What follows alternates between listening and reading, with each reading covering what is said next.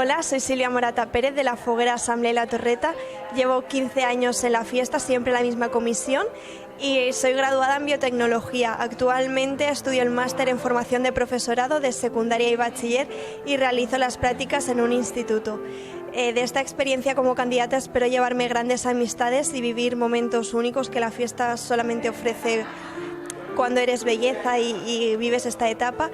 Y para mí la fecha del 24 de junio supone el culmen a todo un año de trabajo, una forma de renovarnos, de quemar todo lo malo y de pedir para que el próximo año sea mejor. Y nada, este año se lo quiero dedicar a todos los torreters, a mi familia y a todas las personas que me han apoyado durante este año. Un besito.